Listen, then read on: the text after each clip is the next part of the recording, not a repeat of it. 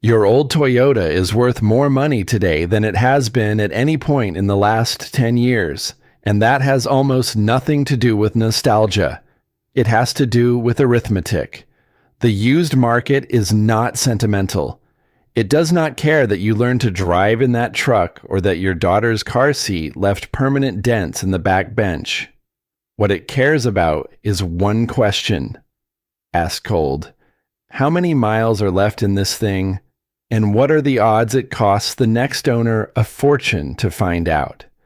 That is the whole story of why a 20-year-old Toyota with 250,000 miles on it can sit in a driveway next to a 5-year-old crossover and be worth roughly the same money. And the numbers behind it are genuinely strange when you see them written down.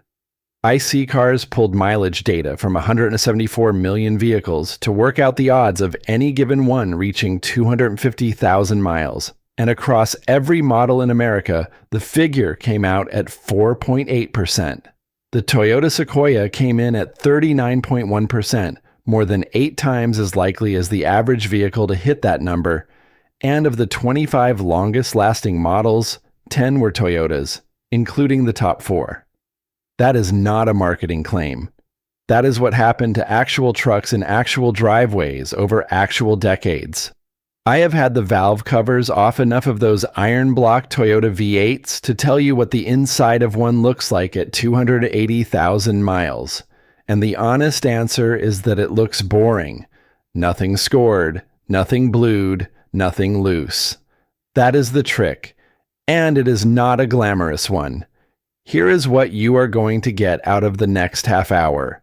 You will understand exactly which engineering decisions created that survival rate, which ones Toyota later walked away from, how to tell what your specific vehicle is worth in this market instead of what a headline says it's worth, and, this is the part most people get wrong, how to tell whether keeping it is actually the smart financial move or just the comfortable one. Sometimes it isn't. And somewhere in the middle of all this, I am going to tell you about an engine Toyota is building right now that has been recalled 3 separate times for the same defect, with more than 250,000 trucks and SUVs pulled into it, and one group of owners who were mailed a letter last month telling them their engine might fail and the repair hasn't been designed yet. That recall is a big part of why the old truck in your driveway is priced the way it is. Hold that thought. Let's start by killing the wrong explanation because almost everybody carries it around. Most people think resale value is reputation. Toyota built a good name over 40 years. The name is worth money. And that's the end of the story. Brand loyalty, badge premium, all of that. It sounds right, and it explains nothing. Plenty of companies have good names and their 5-year-old products are worth pocket change. What a used price actually is mechanically is the next buyer's estimate of remaining life discounted by the risk they're wrong. Think about 2 roofs on 2 identical houses. Same square footage, same shingle, same everything. One has 10 years left before it leaks, and the other has 2. Nobody pays the same for those houses, and nobody argues about why. A used vehicle is the same transaction with 1,000 more shingles. What the buyer is purchasing is remaining service life, and what they're pricing in is the chance that the expensive stuff, engine, transmission, frame, lets go before they've got their money's worth.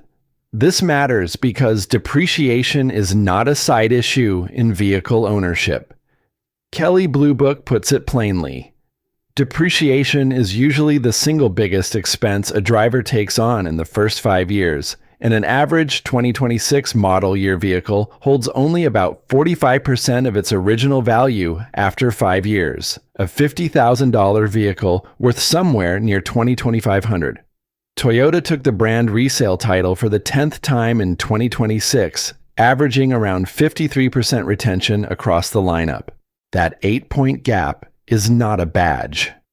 It is the market's read on remaining life expressed in dollars. The old hands in this trade figured this out long before anybody built a spreadsheet for it. Ask somebody who ran a fleet in the 90s why they bought what they bought, and you will not hear a word about brand feeling. You will hear about which trucks came back to the shop and which ones didn't.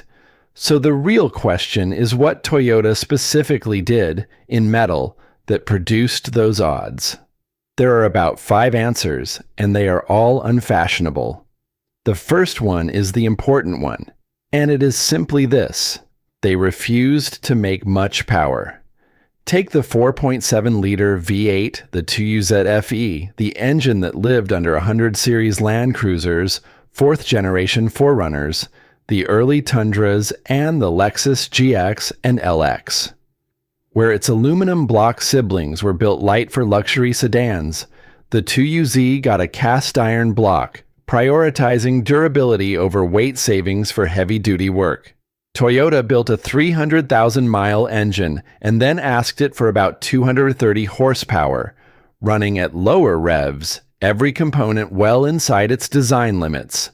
4.7 liters, 230 horses.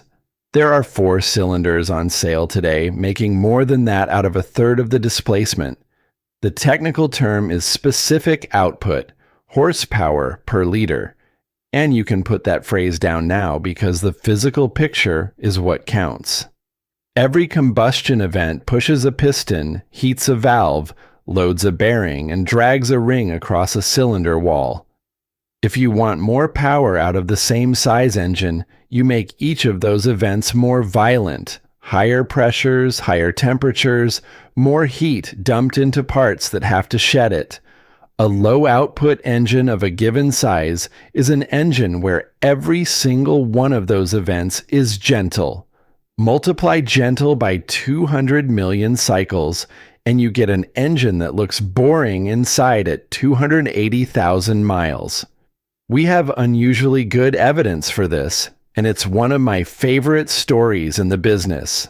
A Louisiana driver named Victor Shepard put over 1 million miles on a 2007 Tundra with the 4.7 V8, crossing the mark in 2016, and the engine and transmission were never replaced. Toyota traded him a brand new truck for it so they could take the old one apart and study it. What the team in Huntsville, Alabama found was an engine that would have scored 99 out of 100 on their own quality tests. The worst blemish was a slight mark on one bearing. There was very little carbon on the valve stems. The cross-hatching was still visible on the cylinder walls, and the crank journals showed no visible wear marks. Cross-hatching still visible at 1 million miles. If you have never honed a cylinder, that pattern is the fine crosshatch scratch pattern that holds a film of oil against the wall. It is the first thing that polishes away on a hard-working engine. On that truck, it was still there. Toyota's own account of the teardown notes that almost every component was still functioning, except the driver's side sun visor detent and the odometer, which had run out of digits at 999. The truck outlived the instrument that was counting it.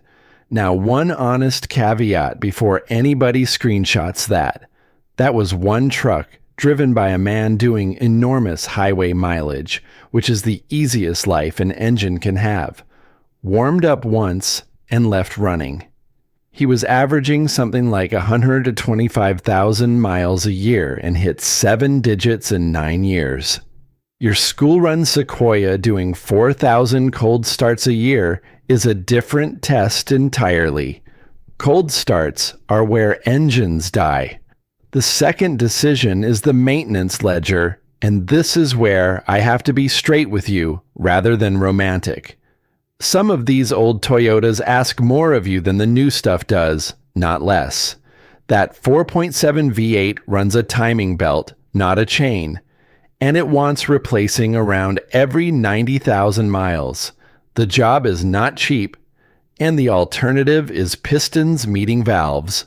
The 3.4-liter V6, the 5VZ FE that lived in Tacomas, T100s, early Tundras, and third-gen 4Runners is the same deal on belt service, and here the sources genuinely fight each other. Some reference material on the 3.4 states flatly that it's a non-interference design, meaning a snapped belt leaves the valves and pistons alone, and you just coast to a stop. Other listings state equally flatly that it's an interference engine and a belt failure wrecks it. I have not personally taken the top off a 3.4 that lost a belt at speed, so I'm not going to pretend to settle it for you.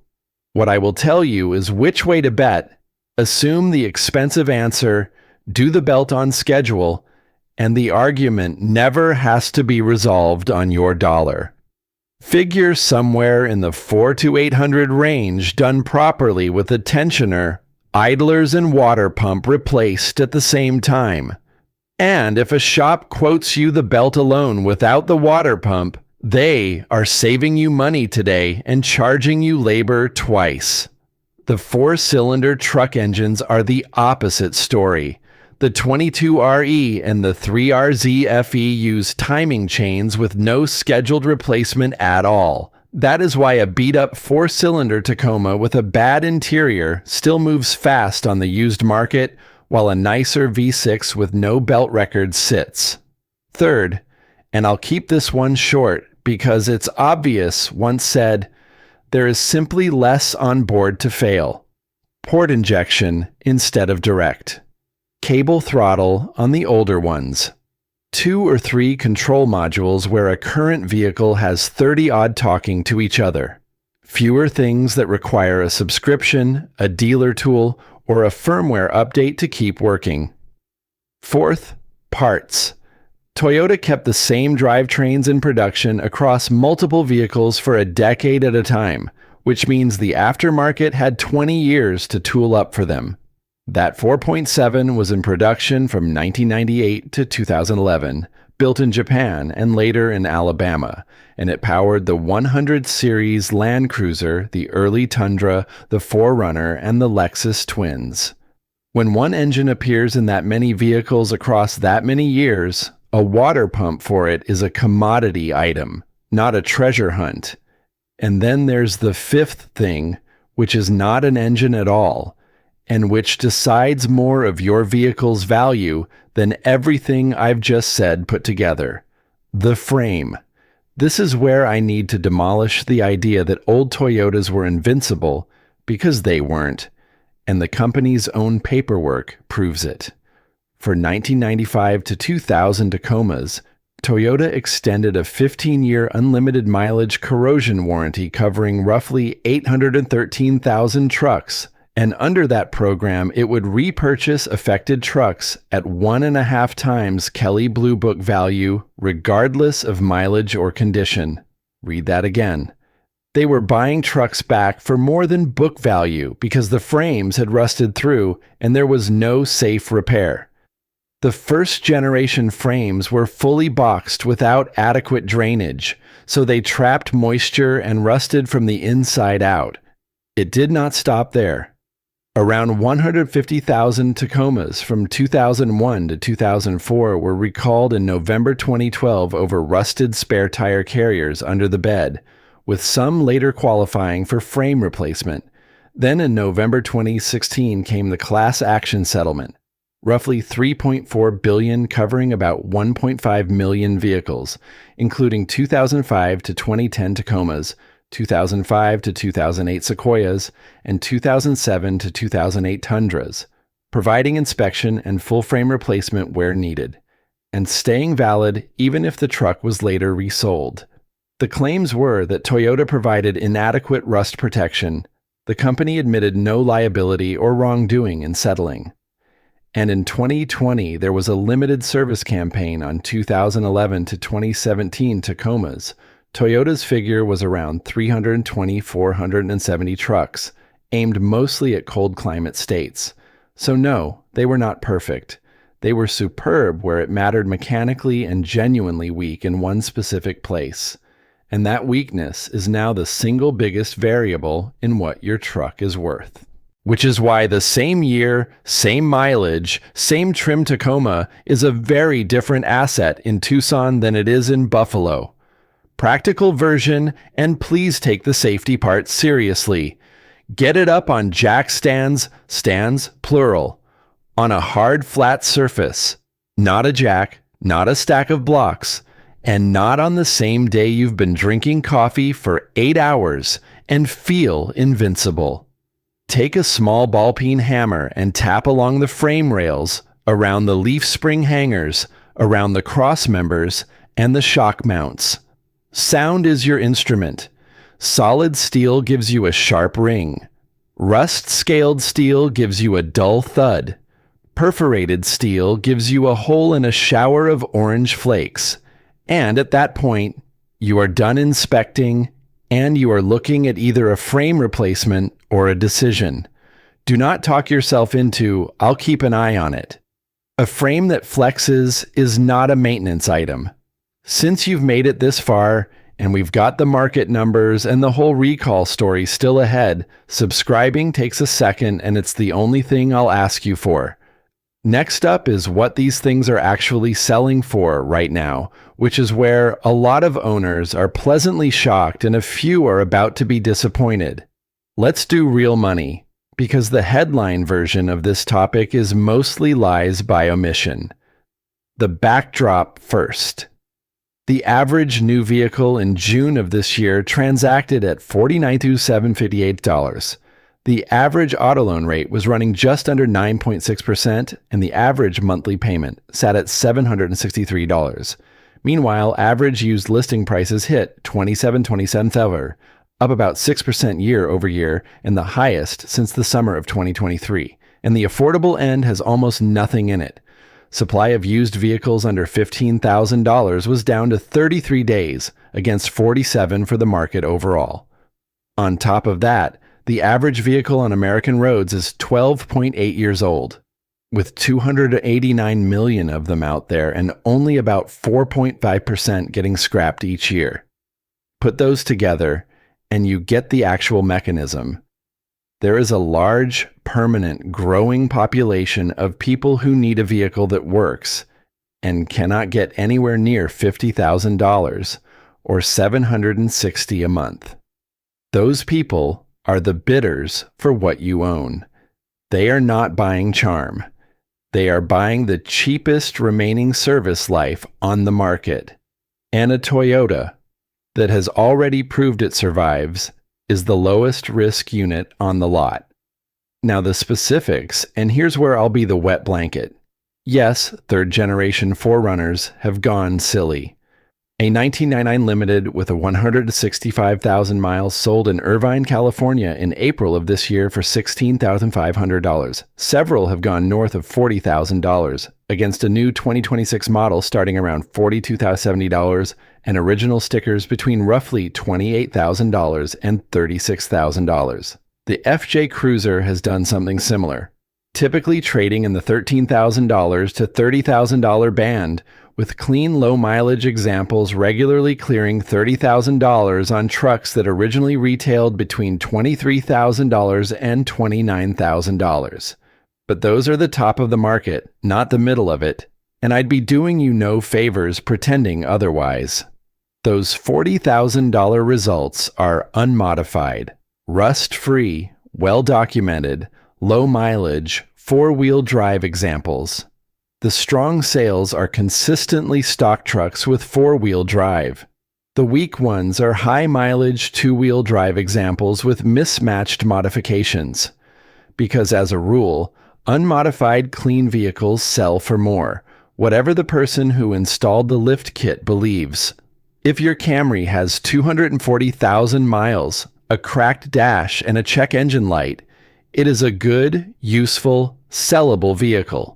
It is not a collectible, and anybody telling you your old Toyota is literally priceless is selling you a feeling. What it is precisely priced. And that price is being propped up by something happening on the other side of the showroom right now. Which brings me to the thing I promised you. Somebody decided what an acceptable amount of metal debris left inside a brand new engine was, and you are the one who found out they got it wrong. Here's the sequence. all of it from federal filings. In May 2024, Toyota recalled certain 2022 to 2023 Tundras and Lexus LX600s with the V35A twin-turbo V6 100-92 vehicles because debris from the manufacturing process could contaminate the engine and cause the main bearings to fail, stalling the vehicle. The remedy was replacing the entire engine assembly. Not a fix, not a repair. A new engine. That tells you how bad it was. Now, what were you told? You were told this was a housekeeping problem, already solved. The line repeated across dealer communications was that new cleaning processes went in at the Huntsville engine plant in December 2022, resolving the issue with no redesign required, and that as of the May 2024 filing, only 824 engine warranty claims had been identified across the Tundra and LX. Housekeeping, tidied up, a few unlucky trucks, nothing structural. Fine. Except it kept going. In late 2025, Toyota widened the same recall by more than 127,000 additional vehicles, adding 2022 to 2024 Tundras, 2022 to 2024 Lexus LX, and for the first time, the 2024 Lexus GX, saying the newly added vehicles came from production windows, where the improved machining processes and bearing designs had not yet been implemented, including more than 113,000 Tundras built between November 2021 and February 2024. February 2024. 14 months after the cleanup that supposedly closed this out. So which is it? The dealer-facing version says the problem was fixed in December 2022. The filings say defective engines went out the door into 2024. When a company's own paperwork contradicts the reassurance, take the paperwork. And I have not seen anybody explain the 14-month gap. Not Toyota, not the coverage. I'm not going to invent a reason for you. I'll just tell you it hasn't been accounted for. Then it got worse. 3 separate recalls now exist for the same underlying defect, microscopic machining debris that can destroy the number 1 main bearing, covering more than 270,000 trucks and SUVs with over 70,000 engines already replaced. And as of mid-2026, owners in the newest wave still waiting to find out what their remedy even is. The remedy was still under development when that recall was filed. Notification letters started going out on July 6th of this year, telling owners they'd be contacted again when a fix exists, which means you are driving an engine the manufacturer has formally told the federal government might fail, with no repair date on the calendar. And Toyota has not acknowledged a design flaw and continues building the engine. Sit with what you were handed there. Not a fix, a letter, and await. Somewhere in a filing cabinet is a document where somebody weighed how many bearings would eat themselves against what a full stand-down would cost, and the output of that calculation was an envelope in your mailbox. If your truck is in the 3rd wave, the official position is that your engine may destroy itself, and the plan for that is not finished yet. Compare that with a bearing they pulled out of a 1,000,000-mile engine in that same Alabama plant and could barely find a mark on. Same company, same state, 20 years apart. That is the sentence you now own, and it will not work on you again. When somebody tells you a defect was fixed on a date, ask what was built after that date. It's a 5-word question, and it has cost this industry billions. And when you understand that, the price of your old truck stops being a mystery. Every one of those letters is a data point in somebody's head at an auction. The market has quietly concluded that a simple engine with a known failure mode is worth more than a complicated one with an unfinished remedy, and it has started paying accordingly. There's something bigger in that, and it isn't about Toyota. Owning a machine you understand is a different relationship than owning one you're merely allowed to operate. When the thing in your driveway can be diagnosed by ear, opened with hand tools, and fixed with a part you can hold, you have options. Options are the whole substance of independence. Not defiance, not self-sufficiency as a personality. Just the ordinary freedom of having more than one move available on a Tuesday morning when something goes wrong. That's what people are really buying when they pay strong money for an old truck, not steel and glass. The absence of dependency. The knowledge that no software update, no dealer-only tool, no subscription, and no unfinished remedy sits between them and getting to work. And the flip side, which I think is the more interesting half, keeping something alive is a skill, and skills compound. The man who does his own belt at 90,000 miles learns something about that engine he can't learn any other way, and at 180,000 he's faster and smarter about it. That knowledge doesn't sit still. It gets passed across a fence, into a comment section, down to whoever inherits the truck. That is how the whole trade has always worked, and it is the reason there are still 22 REs running around 35 years after the last one was built. Right. Practical close. Here's how you actually decide using your numbers rather than mine. Step 1, before anything else, is the frame and the underside. Stands, hammer, tap along the rails, the spring hangers, the cross members. Everything else is negotiable, and this isn't. Step 2, run your 17-digit VIN through the Federal Recall lookup at the NHTSA site, and Toyota's own tool as well. And do it even if you've never had a letter. Letters get lost, addresses go stale, and used buyers check. Print whatever comes back and put it in the folder with your service records because the paperwork is now part of the asset. Step 3, get 3 real comps. Sold prices, not asking prices, same generation, same drivetrain, same rough mileage, and ideally the same climate. Asking prices are wishes. Sold prices are facts. Step 4, write the honest repair list, not the dream list.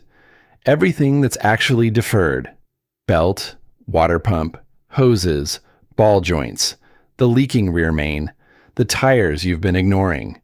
Add it up at real shop rates in your area, not the internet's rates. Step 5, do the subtraction. And here's the procedure worth keeping.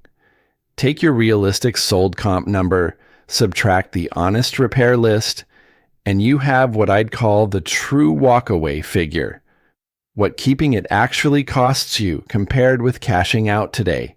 Now take whatever you'd replace it with and work out the monthly payment plus the insurance difference plus the sales tax. Divide your repair list by that monthly figure. If your entire deferred maintenance bill comes to fewer than about 18 of those payments, keep the truck and do the work. You're buying service life at a discount nobody on a dealer lot can match. If it's more than about 30, and especially if the frame is scaled, that's your signal to sell it while the market's high and let somebody else take the project on. Between 18 and 30 is genuinely a judgment call, and it usually comes down to whether you can do part of the work yourself. Run that on your own numbers tonight and you'll know by bedtime which side of the line you're on. And the payoff for getting it right is the quietest one there is. It's not a moment of triumph. It's the bill that never shows up. The year where nothing arrives from anybody. No envelope with a campaign number on it. No $760 a month. Just fuel, insurance, oil and tires, and the odometer climbing past a number that would frighten most people while you don't think about it at all. Now, the comment I actually want. Tell me where you're watching from and what the underside of vehicles looks like there. I mean, specifically, your state, your road salt situation, and whether trucks in your area rot at 15 years or last 30. Rust geography is the biggest single factor in what these things are worth, and it's the one no national number captures. And between all of you, there is a better map of it in the comments than exists anywhere else. And separately, for the people who know more than I do about a particular engine, tell me where I'm wrong. If you've had a 3.4 come apart from a snapped belt and can settle that interference argument one way or the other, I want to hear it. Because I'd rather be corrected in public than be confidently wrong for another decade. If this was worth your time, subscribing is the one thing that keeps it going. There's a thread I deliberately left alone today, and it's been nagging me for months. Manual transmission examples of these old trucks appear to be pulling a serious premium over automatics now. I've seen figures thrown around that I don't trust yet, and I'd like to know whether that's real market behavior or a handful of loud auction results being repeated until they sound like data. I'm working on it. There's more where this came from. Until then, go tap the frame, take the hammer, take 10 minutes, and find out what you've actually got sitting out there.